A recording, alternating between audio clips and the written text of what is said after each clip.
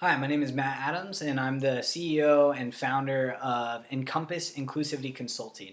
I'm going to tell you 5 different ways that you can be more inclusive of the transgender community. The first step is to recognize that there are a lot of LGBTQ plus discriminatory bills, so anti-LGBTQ is probably a better term for it. But all the way from the local level all the way up to the federal level, there are bills being passed or suggested to legislators. And one of the best things that you can do is you can talk to your representatives about not supporting any of those bills or legislation.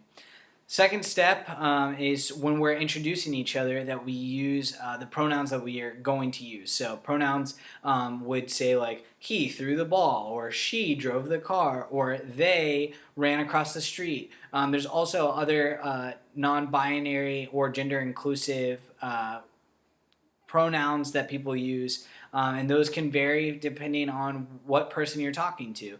And so, what I like to do is I like to say, "Hi, my name is Matt Adams," and the pronouns that I use are he, him, and his. I'm also fine with they, them, and theirs if that's easier for you.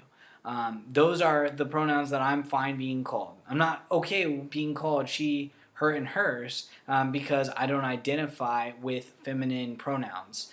Whereas someone else that might look exactly like me would like you to use she, her, and hers. And so it's really important that we start that dialogue so that people are able to share that piece without making it into a big deal. It's just, hi, my name is, the pronouns I use are, and I think it'll make our communities a lot more inclusive. Third step, provide some books or reading materials for all different age levels to your local schools. There are a lot of really great books, especially for the elementary school years, to get students that are younger to understand gender inclusion, as well as that there are a lot of social construction of gender, and that not everyone fits into those boxes, and you can't really tie up a bow so prettily for just about everyone. And so I think that those are really important conversations to start at a young age, but all the way up to college level. Providing books, and those can be found on resources page. Some books that I suggest for different colleges as well as school age level books. Fourth thing is if you go to a place or in your place of work, if you notice that there are single restrooms that are gendered. So, for example, my favorite example is Starbucks. And a lot of Starbucks you'll go in, there's a toilet and a sink, but there's a man or a woman placard on the outside. And I think one of the best things that we could do is remove those placards and just put up all gender or inclusive or accessible to everyone, whatever phrasing is best for your community, but put up a sign that lets everyone know that it's just a toilet and a sink, and that anyone can use it. And then that way there's not a gender label on those.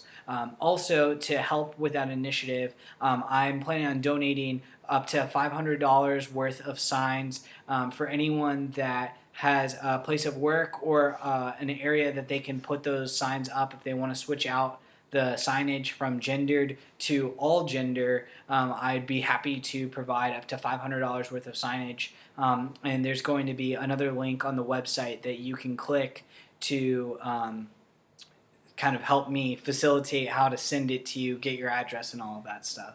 And the fifth thing is really to just open your ears and your heart and listen to other people's stories. Not everyone that shares their story with you is going to be transgender or non-binary, but I've heard so many students that come into my office and they share heart-wrenching stories about how they don't feel that they belong or their struggles.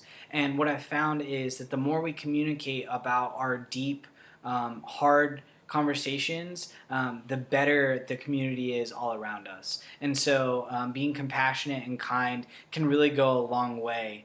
Being able to educate yourself about topics that you don't know about is also a very vital part to being kind and compassionate, as well as empathetic. So I hope that you'll take those 5 steps. Once again, if for some reason you're not on the website as right now, the website is www.encompassic.org.